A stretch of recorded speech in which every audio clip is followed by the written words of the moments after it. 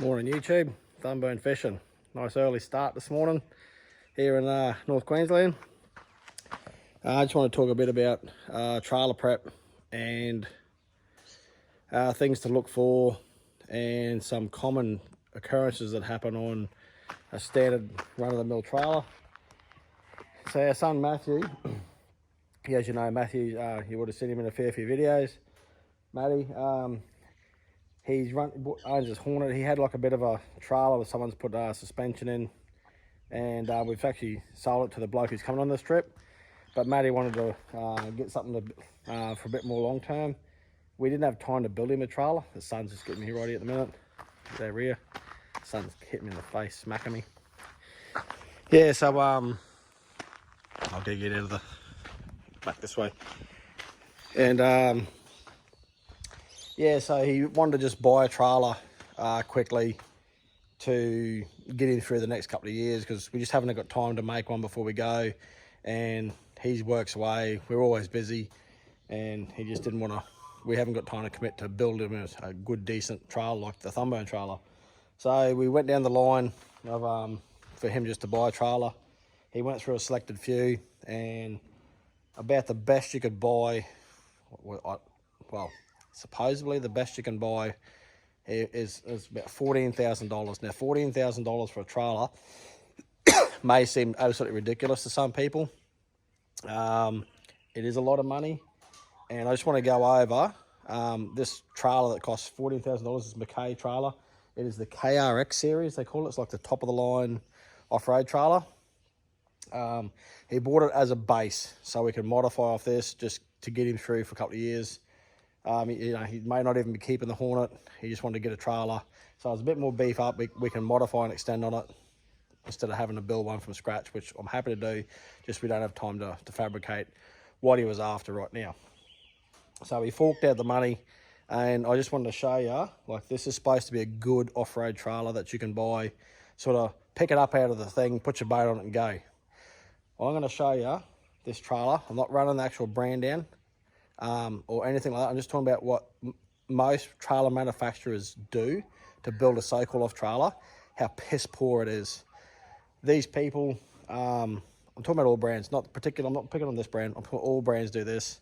They obviously don't use their trailer to what they believe what they're for. They've just built it. They say it's good for the masses. It's good for the people that do maybe one trip and one trip only. If you use this trailer year after year after year and expect to get good lifespan out of it, you're wrong. I'm going to show you what's wrong with this trailer that I already know from previous experiences happened to hundreds of trailers that I've seen at the boat ramps. I haven't seen it fail personally, but when I go over to the boat ramps, I've seen where they've modified it, where they've fixed it, where they've repaired it, and I've also seen this happen myself with other people's on my trips. So I'm going to show you straight away. Let's start from the front end. Just got a common, maybe Alco hitch. Now this is where your trailer, all the weight and everything towing off this is where it comes from. 4.6 grade bolts. They're a Galvo long bolt. That's a 200 mil, 4.6 grade bolt. Now that's a bolt that you put on your front fence to swing your gate. That is not a structural bolt. That is embarrassment. That should be illegal. That should not be allowed. And have a look at this. So your hitch is, that's pivoting all the time, backwards and forwards, up and down and movement. And it's got a 200 mil long bolt, 4.8 grade, actually 4.6 grade, galvanized bolt. Look how the head doesn't even fit in there. Now when you look at it, if you know anything about bolts, people, look only where the surface of that bolt is touching on that clamping there. So that's pulling down tension up and down, and then you're relying on a 4.6 grade bolt to only hold off that point and that point as that's stretching that bolt up and down. Not only that, these are so piss weak thread, they stretch. If you just tighten that with a decent spanner by hand, you'll stretch that thread. Now that going up and down stretches a 200 mil long bolt, and they snap. Seeing that over and over again. That is wrong. That should be illegal. That should be illegal. for a towing point. That is piss poor workmanship on anyone's behalf. That should be a 10.9 grade bolt, a structural bolt, 10.9 grade, and this should be a full matted surface, flat matted area like that. That is bad. That is, no one has any idea who thinks they're getting away with that. That is just stupidity. That is dangerous. That is waiting for an accident. The next thing we get down here, this is what I see all the time. I've seen heaps of that fail. And I've seen this is your next weak point on any of these trailers with U-bolts. As this boat mechanically goes backwards and forwards, you're going down the road, and every brake application, this boat wants to go forward, and you accelerate, this boat wants to go back. Forwards, you go through a gully or anything, any brake application wants to go forward, back, back. That's doing that in micro movements and harmonics all day long. The more weight you put in the boat, the more it's exaggerated. And all that there swings off these two, probably grade 4, probably grade 3 U-bolts. Look how piss weak they are. Picture all that weight swinging forward and back, just off those U-bolts. These always break here. Bang, bang, bang, bang, and this comes off. This not so much, it's just here, where the leverage on it, leverage, whatever word you want to use, that's where they break. Seeing that, heaps. Winch post off, boat is now only relying on a strap over it. That is just, it's for an adjustment. I see why they do it for the masses of people. That is not off-road capable. If you want to do this plan, build this pad bigger and put more. You need to stop that, all that swinging off that. You need to build it possibly this big, at least two more, one through there. Clamp the whole surface area. Or get this and wrap this down over here and put another one out there. Wrap it over here, fold it down there, out here, and clamp it on a smaller area. So this is actually supported over that can still slide. U that down, U that out, put a smaller bolt surface, not this long bolt, and clamp it, put a plate, clamp it both sides. If I was going to suggest to have it adjustable. With a winch, we're going to sort this out. Next thing down here, I'm going to show you this. This is a standard 435 Hornet on a quite a 4.7 metre trailer. I'll move all this junk the other way. And we couldn't fit this boat on this trailer standard. The mud guards hit the boat. So we just had to shim it up here, and we just tacked a piece of box in there just to adjust it up, and we welded it in there so that can't come out.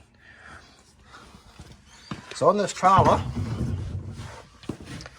another piss poor idea on this design is the top chassis, the top rail boat cradle, you'd say, is U-bolted to the entire suspension system by just those U-bolts. So mechanically, this boat is trying to move on the rollers, and these wheels, every time you hit a corrugated bump or any gully, these wheels are trying to force back. Every time you brake application, you put the brakes on, this is trying to force backwards that way because the brakes are stopping. And so the brakes are continuously going back, trying to push this, separate this from this. Right here, there's a weak point. This is mechanically not joined to that, so that's trying to applicate this to that separate. They're going to brake, bang, bang, bang, bang. They are going to break through there. I'm telling you, this is might not happen the first trip, but it will happen. We are prepared for it, and we know it's going to happen. So this is the idea of this video, people. What I'm trying to tell you is if you understand this, you can prepare for this. But if you're just going to buy a trailer sim of this, like I said, I'm not picking this trailer. All trailers are the same. This is just the one we bought to start as a baseline. If you buy all these sort of trailers and look for this thing, if you think you're just going to pick up a trailer and just head across up the Cape York or do a couple of 100 Ks of corrugated road, and it can be very corrugated, and this here can let you down. You think, I've just bought a new trailer and it's failed me. You're thinking, oh, shouldn't have done it, should have done it. There's a lot of signs that you can actually look for that will show you what will fail if you actually sit down and have a good proper look at your trailer anyway, and you can see them yourselves and understand why it does it. So we've had to put this in here just to get this up to get the mud guards. We're going to do something about this, this separate thing. Now the other thing is, what's also, morning Rachel. Morning. The other thing what happens is, you can see that this between the trailer where that comes out there and it's joined to there, that's the only place it's joined, and then you got this all out here. So as the wheel suspension, it's pushing down here. This is trying to push down here from the weight, and right here is all the weight there on this position here.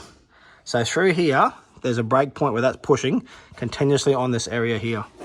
So that's trying to push down from the weight, and this is trying to push up here. So you got to, all this won't be fine, but here somewhere, there is a spot that where that's flexing off around here. And around this weld here, as you'll see, that there is probably where it's going to start, right through there. You can see the mechanics of it. That's pushing down, that's pushing up continuously. And Matty bought this trailer because it's got hydraulic brakes, pre-assembled, which is pretty good. And it's got a bit of a shocky system on it, I suppose you'd say. Also, this plate's quite good. I'm actually thought that's quite a decent thickness. That's not too bad, but there's a lot of leverage between there and there, but that's fine. That's quite a thickness, so that's acceptable. And this here, as that shocky pushes up and down, and what's it mounted to? More U-bolts once again. That shocky is continuously pushing pressure up and down on every single movement on them U-bolts. So you can see that there is a failure point as well. I can assure you at time that will break. They will break there. Seen it before. So we're gonna try and prepare all about this shit. These always slide down. They've got a clamping system here, 2 bolts. They just rattle down with corrugation. They rattle down no matter how much you tighten those bolts stretch. And this bracket stretches out here. So when you tighten that bolt stretches, and this thin box, that stretches out with the tightness, and these just fall down. They do it all the time. That'll do that in the first. That'll be done on the bitumen. They'll fall down the bitumen, I guarantee you. So the clamp, the U-bolts there, because that can move independently, that probably won't fail. They're probably okay. So these are the things that you can see on a trailer like this that will break off. This here, look, you can bend that. Believe it or not, that will, harmonics and corrugation, that will crack through there. Bang, bang, that'll be gone. All this pivot point, this bolts, these will try and come out. So we know about all this. This is just a start point for this trailer. I encourage Matty to buy it, to get us by, but all this can be fixed. We know how to fix it. It's a shame to go burning a new trailer with a welder.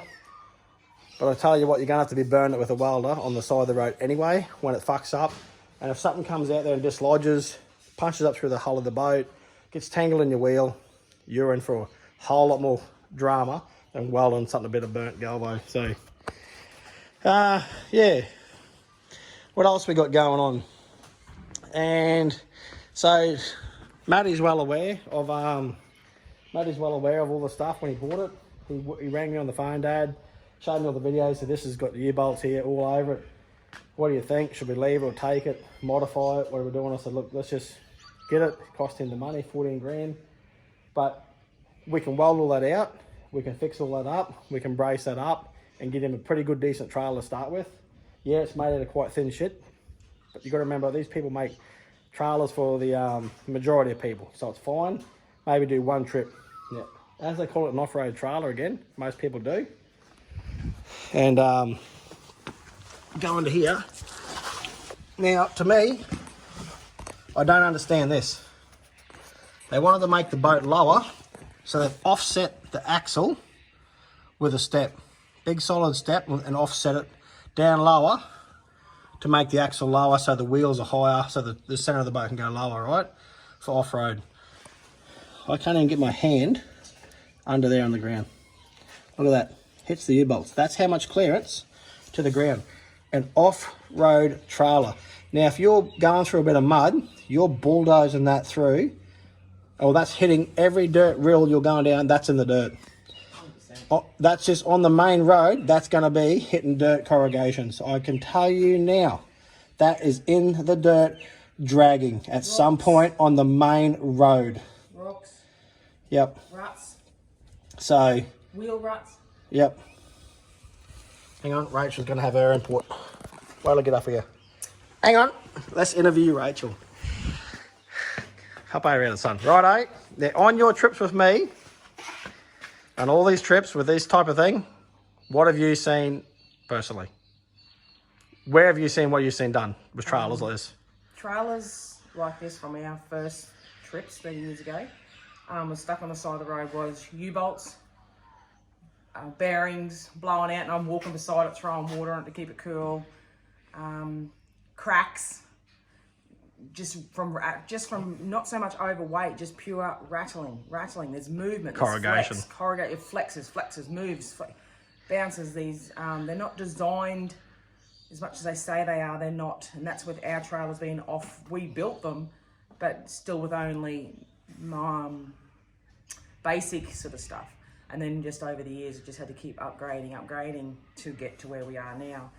But for Matthew being his first time, we encouraged him to buy this. It is a lot of money, but we encouraged him to get this trailer, knowing that to modify the other trailer is time and money. This gives you a starting point for your first trailer. Like we went through four trailers. We built 4 trailers too. Yeah, to get where we are. And the first one was just a basic frame. And we've had bought ones that failed as well, straight up. So, and your brother had trailers that failed. Dad's had trailers that failed. And they've tried dual axles. They've tried bought suspension and putting it in, like airbag bought suspension.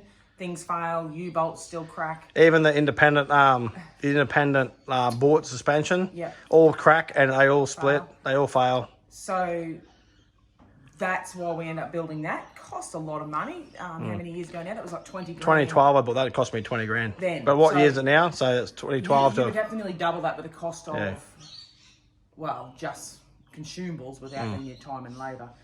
And that took about 8 months. It was a long time, a lot of work. Yeah. It's a lot of work. And that's on roster and just at home in the shed. When we encourage Matthew to buy this, but I still don't think you're getting much for 14 grand. But in this day and age of labour, you got to pay. What you pay in consumables, and then you got to double for your labour. But there's not much else really to choose from either, was there? No. Out there to say that. No. And it's a starting point. And yes, we've really told him how much things are probably going to fail on this trip. And he's gone out and bought little. And let's have a show you what Matty's bought, because he's expecting it. And from our from experience. And have a look at this. This is just brilliant. And he's tried it. This is a battery-powered gasless MIG. This thing burns wire like you wouldn't believe. You recharge it, maybe $1,400, maybe $1,700, $1,400, $1,100. It was over $1,000. But yeah, it wasn't. He's been. I think it was all right. It's called a trail MIG. He's been in contact with the bloke himself, and the bloke was willing for Matthew to take it and try it and give feedback on whether it's good enough or for the job what we're going to use it for. We're hoping not to use it, but we're ready. So Matthew actually welded these with it to try it, to burn it on the Galvo, and it burnt quite good just for a tack. Well, because you need to try it to know what it's for. To see if it welds. It welds really good. So that's going to be, it's battery powered. You can also plug it in an Anderson plug. Comes with a little helmet, just wire free, a little roll of wire. That's more than enough to do a repair job. Did you go through encouraging about spares? Yeah, so here. Now, as you said, we look at the amount of U-bolts. This is only some. We've got another box full in there. Yeah. We've bought all these U-bolts, all different sizes, just so we can double up, clamp up. And we've encouraged him to go out and get his hub. Now, another hub. He was thinking no because it's new, but I said to him, you don't know where we need another hub because, like, if he gets water, this Baron Buddy comes off, that fucks that hub straight away. We need another hub. Or if he breaks some studs, we can't replace that. These are heavy-duty tyres. They are road tyres. They are not designed for rocks. But he's gone out and got... He's got mud trains. He's already got them here. When he gets back, he's down at a piss up at the moment, and then a party. He'll be home this afternoon. But he's also contemplating maybe on the track if he goes to a 16. 16-inch tyre, yeah, but he's got not he's got a heavy mud terrain tyres that Coming for these. are a heavy ply. He's already here. They're here. They're down at Swifties. He's going to swap them out today or tomorrow when he gets home. They'll be on there, and we're going to go through and we're going to get the MIG out and we're going to burn. And we're going to burn and tack all this shit so it can't. We're just going to put a fillet weld, this little tacks and all here, so this can't slide down. Just a tack. We don't want to put this somewhere where it can start a crack, so we just got to, you can sometimes just put a tack in the corner, just so it stops it moving. Yeah. And this here, we don't like this, but we don't have much option to change this. We've just spaced that because the boat didn't even go on. Well, it wasn't designed for a Hornet. Yeah, so you think this trailer would fit most boats, but this is a 435 Hornet on a 4.7 metre KRX series Mackay trailer and doesn't fit on. As a standard thing, we had to lift that up, which is still doable. We're putting the winch on it. But as we know, Yeah, it fitted just touch. corrugation, You need room for flexing. Yeah, because these mud guards, they will go up and down. Yeah, so- they will go that far in And, corrugation. if anything, you probably could even have more room. Yeah, for they will now. go that far and they will touch that with They will corrugation. touch, yeah. We fucking can guarantee it. Especially time you put the weight, you tie it down, you're really strapping it. Anyway, Rach, what else you been doing in the boat? Rachel's done all this while Matthew's been partying. No, he's just had a series of events on lately, so he's had a bit of a start here, but Rachel's done most of this herself. So What have you done to the Hornet? It was a bare boat. Oh, the floor was in. We had a floor. So it's had the floor. This is a Hornet trophy, And older the model. The deck was down your normal level that it comes in standard boats. They need more room for storage, so we raised it up. So move the Hang set. on, we got a bit of shit going on. Got shit going on everywhere. We probably should have prepped the area, but Yeah, I was doing a trailer video. So Rach, Maddie actually zapped this in. We got him to weld this raised up in. the frame. Rach, We then filled in the floor, so Rach filled in the floor, just to give them a bit more storage. carpeted it, He's then put in a stereo and then system. Rach carpeted even the back to make it nice and presentable in the back. We've added in the extra timber. Obviously, we needed that, but that's good for your speakers. Yeah, we put in 18mm ply, So she's heavy solid. ply, so you got a good base for your speakers. So then The we JL went- Audio 8-inch M6s with a JL Audio head unit. That's the little helmet that comes with that. Yeah, that's with the little trap. See, even that trap, that all compacts, a little helmet, that packs in there. Now, in the past, I've had to use 3 batteries with jumper leads, did the old MacGyver, and welded trailers up with stick welder. Joined the 3 batteries in series with jumper leads, and we've had to weld it. We fucked 3 batteries by doing it. We got the weld done, we got the job fixed, done a good job on it. It fucked 3 batteries. So then you've got to prepare, you can weld doing batteries, but the batteries are no good, they don't hold charge, it just dead shorts them, just kills them. And we had to put like sunnies, a pair of sunnies and cardboard in their face. So anyway, but I had welding rods on that trip. So anyway, that's going to be good for a quick repair job. And it's not just for us. We found how many other people have we ever found on the side of the road that we've had to give shit to and fix shit to Help. I mean, non-stop, eh? non-stop, from tools to bolts, studs, hubs. Wheel studs, We've given hubs. hubs out. We've given airline, jacks. Some people that weren't even Didn't even have proper jacks. They couldn't even jack their car up well, to lift. not to be able to, not a standard jack. They needed a car, trolley they jack needed because more. their jack wouldn't lift the car, but it was too heavy. Yeah, so they weren't prepared for that. But in saying that, we do like to help. That's the whole point. Yeah. You should want to help somebody out in the middle of nowhere. Yeah, and we do. I go out of my way to pull up and check everyone if they needs help, because one day, you need help yourself, and someone else might have the part you need. So always pull up and help someone. Whether you Just recently, and Jason's an avid maintenance person all the time. He got stuck his last trip and had to get someone to give a tyre because you went through, by chance, a foal mate. Like, you've got to be willing to help out. But yeah, back to the boat. We then did. And most people, they just so thankful when you, Yes. like if I got a spare tyre and someone hasn't got a tyre, just give them the tyre. It's a couple of $100, mate. We helped a And- tourist bus full of 20 people out in the Kimberleys. They were stuck there for the whole afternoon. It was an airline, and this bloke couldn't believe that Jason travels spare airline. And these tourists were like so grateful. They couldn't move the big Iveco truck. Yeah. Because they'd blown an airline on the clutch. Yeah. So, I had a spare airline, so I fixed his airline on his truck, and they got the tourists back to the camp. So anyway, keep plenty of spares. Yeah, go back a beer. So we then filled this in, and that's storage under there. That lifts up. So we're going to put life jackets and rope and stuff. But we did that so I get this mixed up. What it's called, Active Pro. live active. You're onto something. it. One of those. New Fandangle system. So then this comes up and folds in half, and that also fits up the front. Because I said to Matthew, it'd be good to have a flat area, so that's not bounced down in crooked.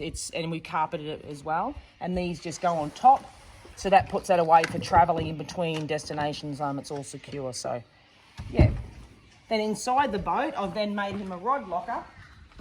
Because when you're fishing for one day, that's fine, you can have shit, but when you're in a boat for 3 weeks, you really got to have your shit not everywhere. So I said, let's make a place to store your rods.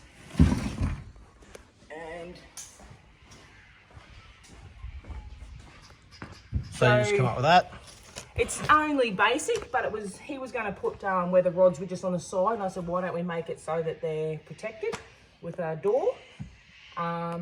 So it's just enough, holds 4 rods. This one sticks out a bit at the end because he's got this super long rod, but that's fine, it's still secure. We made it a tight fit so she doesn't rattle down and loose. And then over there. So we're in the process of now making a console for him.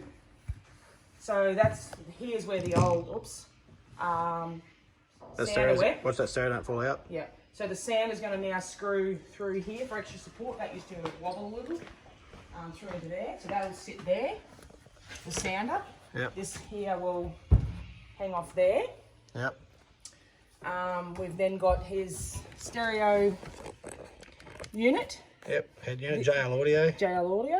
And then this little mount's going to go which is there. where all the switch controllers and Switch controllers for all the bilge lights, all the stuff. Yep.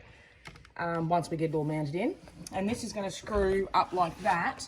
We're going to have a little back wall on here, which is going to have an Anderson plug that runs for this. And then this acts as a pocket. And all this wiring will be all up, hidden, tidy up in there. And I'm going to make a aluminium rack that goes, just a bar that goes through there, so you can hang the lures, the hooks on, and so it's not hanging in the carpet, and the lures can all just swing off the aluminium. And it's in there tucked away, so they're not going in your leg. They're just your lures that you use every day, because that's most people you can hang them there, and that's your sort of your selection that you mainly use. And then this little section is, we've cut this out. We've cut this out.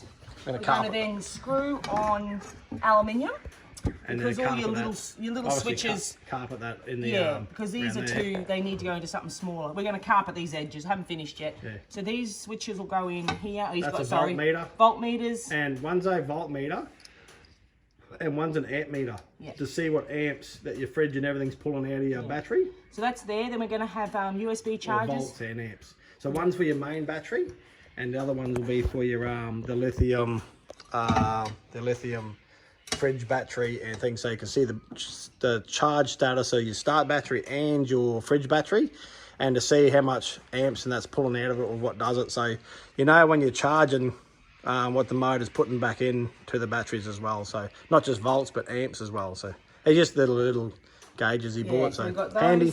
Then we're going to do 2 USB chargers because everything needs charging, and then a spot if he's got other switches down the track that he chooses to put on.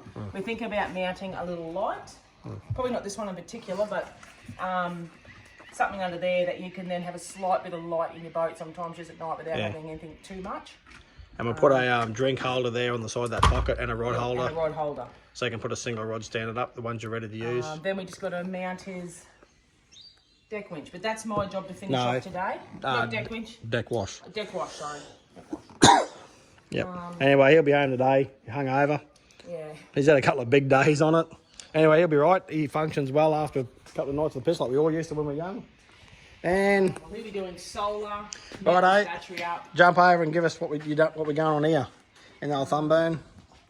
Well, we got done lots of this in here, but we've now we've done the so I bought the Railblazer pole. Not happy with it. Looks the part. It's nice and neat, but I have no idea about this shit. But I do see the videos where they go in and out, and then they go this way and they go up and down that way. But this can't do that. See how it's solid? It can only go that way. There's no backwards tilt. I didn't like that because I see everyone doing that, so I figured that must be a thing. So last night I fabbed up my own concoction of my own mount, and I wanted it so when I'm not using my pole for storage, I want it somewhere where I can store it permanently when I'm just trolling for the rest of the day and it's not hanging up the mangroves, or we're going crabbing, I can just quickly take it off. Or if we're mangrove bashing up into a small creek, I don't want it up the front where it can get. So this locks in here. I've got this where the transducer locks up on the side. It folds all the way up there, and then I made it so the handle, I made my own handle where it goes down on it, and it all just folds in there nice and straight. And then when it goes on the boat, I've just got it through just a ram bracket, and I welded the bracket onto it. It actually got a lot of range of movement, way more than the Railblazer. Just welded it straight on because it fits there neat, and it just goes on there and it turns all directions anyway. So yeah, I thought that's a simple solution. The only thing I am going to do, because I reckon I'm going to lose this thing, I'm going to drill a hole through that. I'm going to put a tie rope between that and around that, because when you take it off, I've already dropped it 3 times on the ground in the shed, and I figured that's going to go in the water, stuff the whole thing. So as it comes off, as you don't do it, it's going to lose it. I'm going to drill a hole through that, tie a choker around that, so if I do drop it, it's on there. It's not going anywhere and stuffing me trip by not being able to use the pole. Something as simple as that is what's going to make your trip a little better, just by having a quick idea, something just exactly like that. So that's do a lot in this boat. We did some new rewiring, took all that console out and did some fresh wiring. Oh, and I built that, and that's the other thing I built. I just tigged up this, probably a bit overkill. I got a, because I had a spare 7-inch sounder that I used to have at the top, I made this full aluminium bracket myself. Just got the old alley welder out and zapped this up and made a little, and I put a little tray in there just for me sunnies and give her a paint. And so you got both units there now, one for a GPS, another one for all your stuff. But we mainly in yours just run the wiring, regrouped it, harnessed them up nice and neat, just to tidy and keep it all, yeah, all make sure the wires were good. Yeah. And then, so I did a video the other day, which I haven't posted, which I'll do one now. Which one do one now about, because this, what happened was I bought the wrong set of stubs. So I bought a set of for 75 series, committed to buy to the wrong ones, and I just set this in here. So, So this is how mine goes on. That I've machined that up with a lathe. I've got the local engineering bloke in Collinsville there to machine it up, and then to accommodate to take a Toyota front spindle. That fits in there perfectly machined, exactly like your front diff does on a Land Cruiser 105 series or 80 series, whatever, but this is off 105 series or 100 series. And they machine it, that clicks in there with 0 tolerance, so there's no play at all, exactly like your front diff does on a Land Cruiser. Proven, Toyota engineered it, it is tough. So that's on there, and then it uses the factory Toyota seals. So that goes onto the back of the hub. So you got an inner seal, so your outer seal that goes on the outside of the hub. Then you got your Toyota seal that goes on the inside your hub for your bearing. So it's double sealed. So Toyota engineered it exactly for your Toyota hub. The other thing that I've come across is this aftermarket hub runs these studs, and I bought Toyota studs because I believe in buying Toyota studs because they're stronger and thicker. And these aftermarket hubs, these are aftermarket hubs too, these aftermarket hubs don't take the Toyota stud. They are a smaller spline at the back. So not very happy with that. I was preferring to use Toyota genuine studs, but I'm going to run them anyway. And I'm just going to torque them up exactly to the spec for the alloy rims on those with Toyota brand new lug nuts or nuts, what do you want to call them, the Toyota genuine, which I got with the Toyota thing. So I'm going to run those, but as you'll see, I'll turn it around, can't really tell, but they are still 10.9. But these have a lot thicker and meatier shoulder, and they have a lot bigger spline in this area. And a step down, whereas this is more of a straight through with a slight step. So I can't use Toyota studs on this hub. So if I break a stud, I can't swap these out. I can file it out about 1.5 mil or 2 mil with a file, or just get a correct 13 mil, I think it is, drill, a 12 mil drill, or 13 I think it is, and drill that out, and then I could whack that through with still with the spline. I could do that, or get a rat tail file, just take a couple of things through it, and I could whack that on the side of the road. I know I can do that because it's the right thread. But if I happen to break them all, whatever, I do have another spare hub that takes the Toyota ones there. So what I'll do is I'll fully prep this hub out with the Toyota studs in it, and it's already got the bearings, and I'll clean this surface back up. It's just from being sitting in the boat.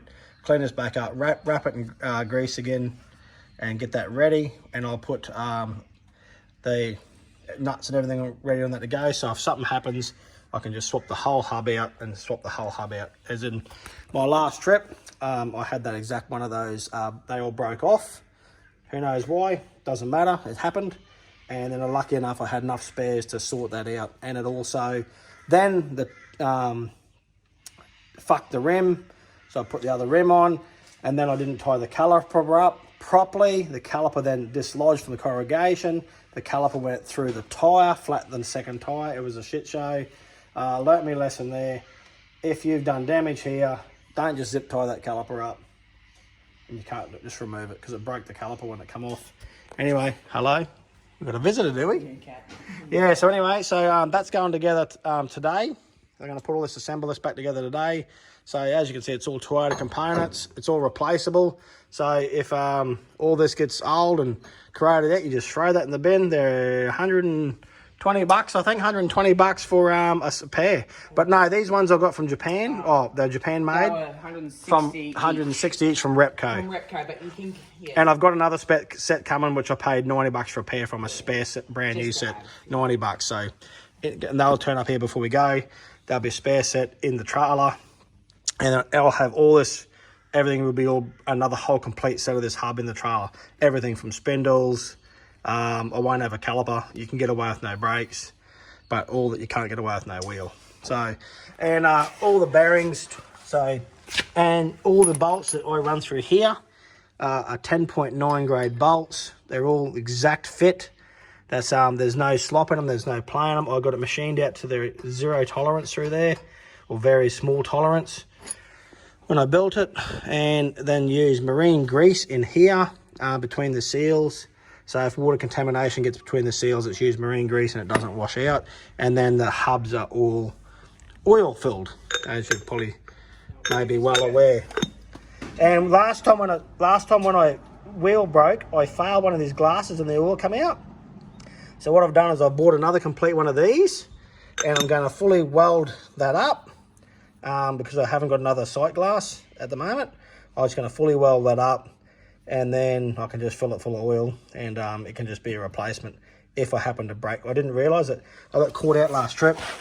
I broke that. Never broke one of them before. Never broke one of them before. Since 2012. No. So when it come off, the rock cracked that because the wheel hit the ground. Then the oil come out of that. So I just had to glue it up for the trip. But yeah, a lesson learnt there that I didn't think that was a failure point, which it shows that it was when an accident happened. So anyway, I've got an idea. I can weld that up now with a new one. So I've got a replacement part for that if that failed again. Lesson learnt there. Always... Back to Matthew's trailer, did you talk about the strength of bolts, how they're low grade? Yes. Yes, how piss poor they are. And the winch hose is another very big failure point on boat trailers, of that sort of boat trailers. Absolutely, Not that particular, just in general. In general, how they use the low grade bolts.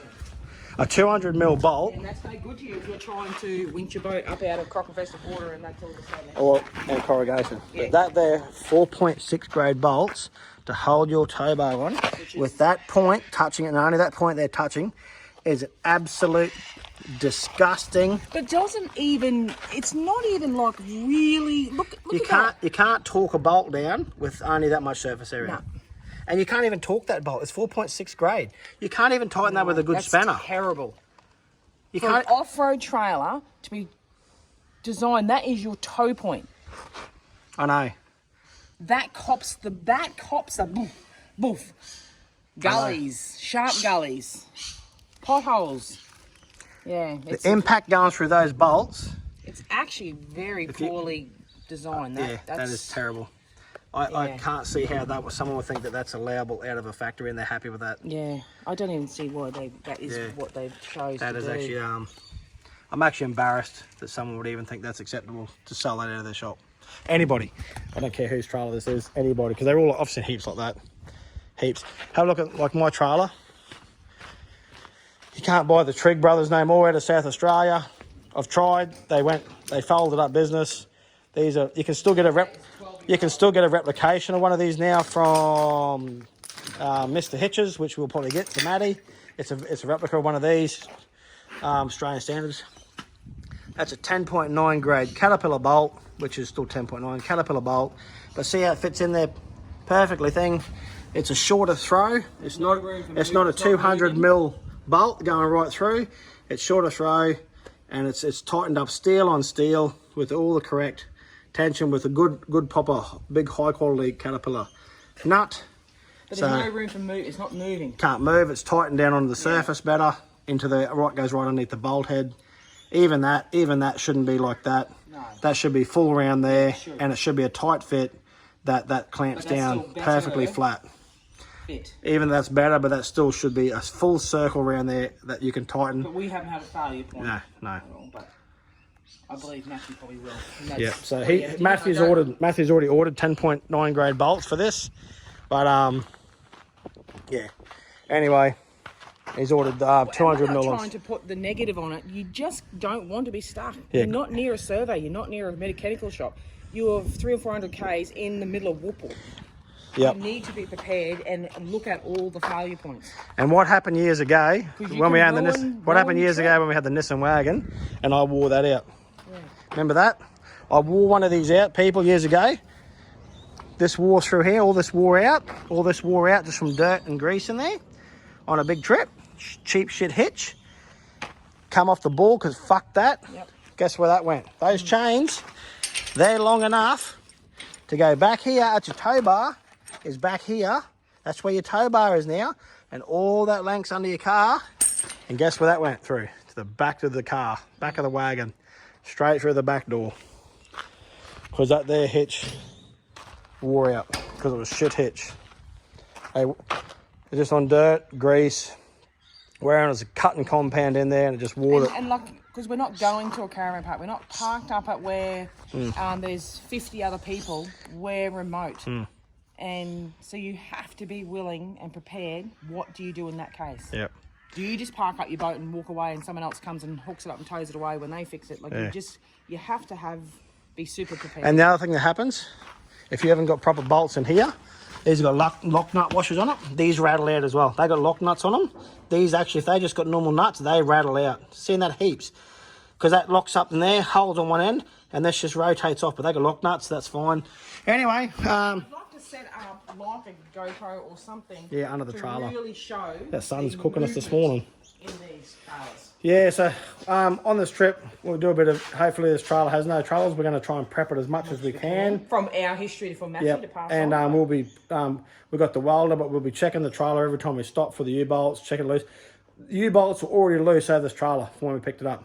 All the U-bolts and bolts were loose on this as picked it up from delivered from the shop.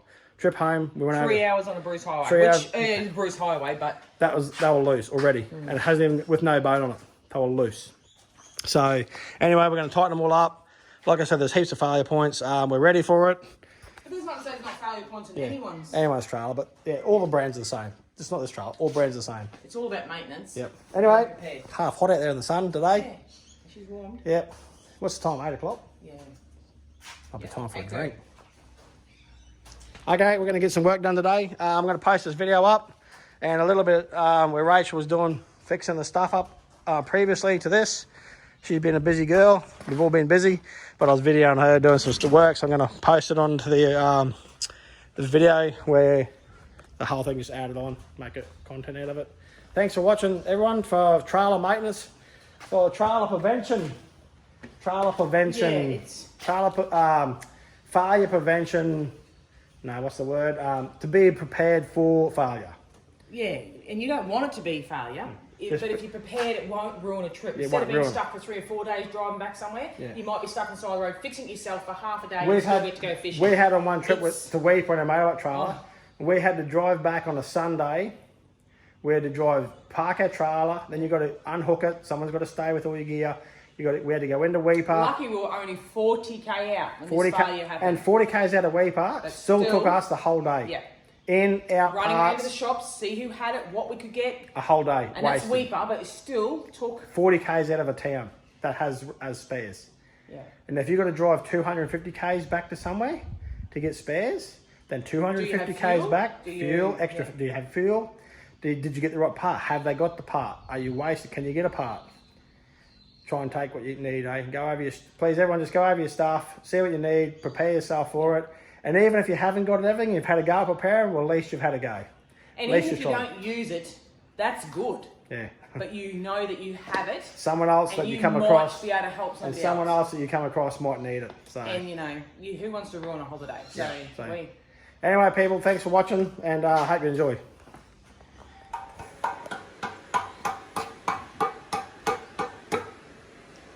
And hello. What you doing? The dirty jobs. Like Dirty Harry, what's his name? What's that like? Oh yeah, Dirty Mike Rowe. Mike Rowe. Yeah, dirty jobs. Yeah. You're putting the swing arms in, are you? Yes. I'm getting impatient. Jason's taking too long. I want these jobs done, so I've had to take over.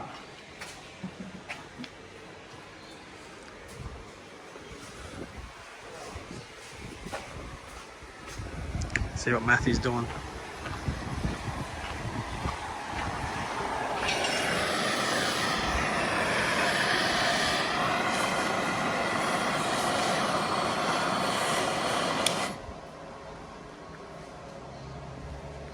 Righto, here's the test. In the Crocs.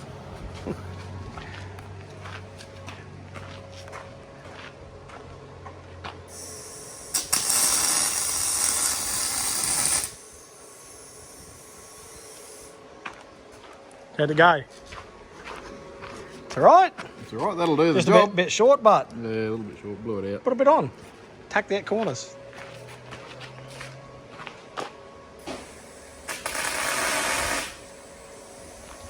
Did it win?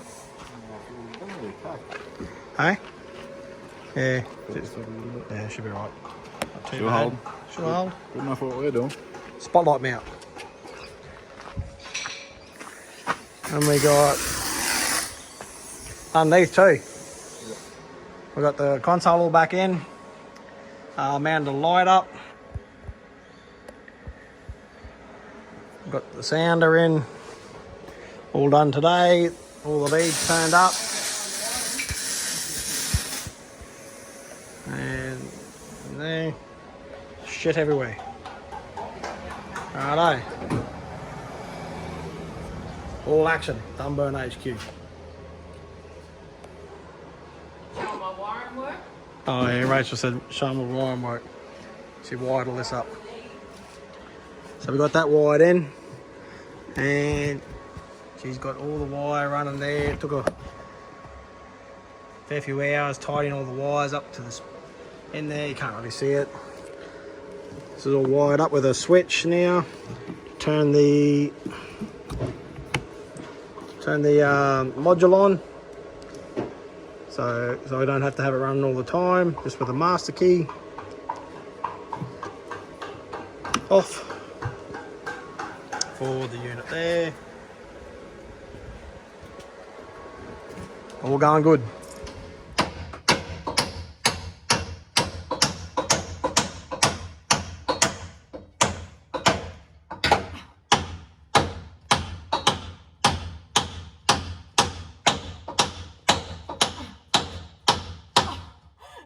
Going in?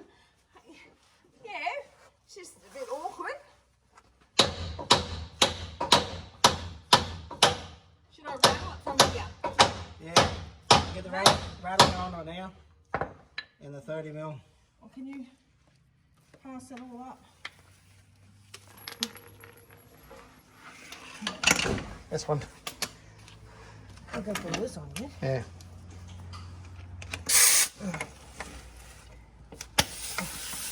That one. Alright. Oh, that won't go in enough yet. Yeah, there we go.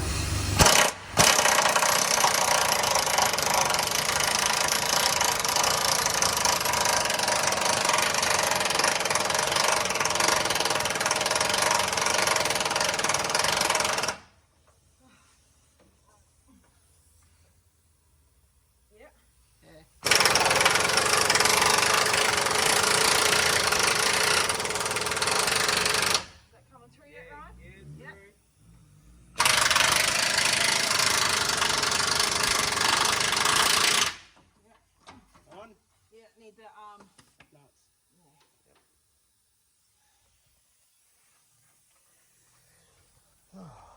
The swing arms. What'd you say, Rash? It wasn't recording before. What'd you reckon about me? When Jason was away just then, he was off cleaning the bolts up. Ryan, Matthew and me, so the mother and the son combo, got this in like 5 minutes compared to about 45 on this other side. Okay, where's that other socket thingy? Yeah, that one. And where's the spanner? That doesn't spin, doesn't it spin? Oh, no, maybe not. Oh, just Try it first. keep going this way. Go on the nut. Oh, go on the nut. On the nut side.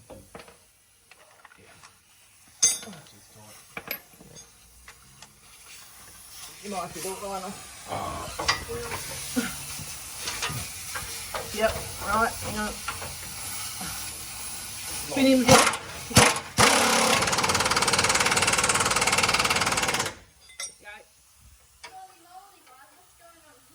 Oh, it's all action here. Ready? Yeah. Rachel's fixing it. That one going, no, well, that one going that side. That's all right, that's tight. No. Did it spin? No, go Ryan. Ryan. That's good. Good. She's done. Yeah. Rightio. Where's the other nut? Wait, oh no, I got it off. Yeah. I reckon I can put one in the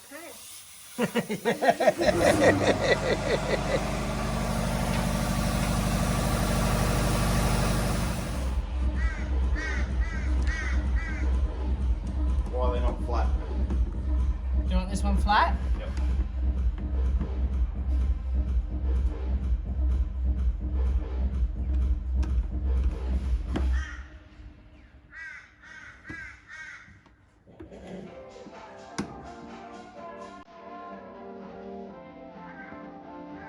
How's that? Yeah? No? Not straight enough? That one needs to go up a bit more. Does the cover go on?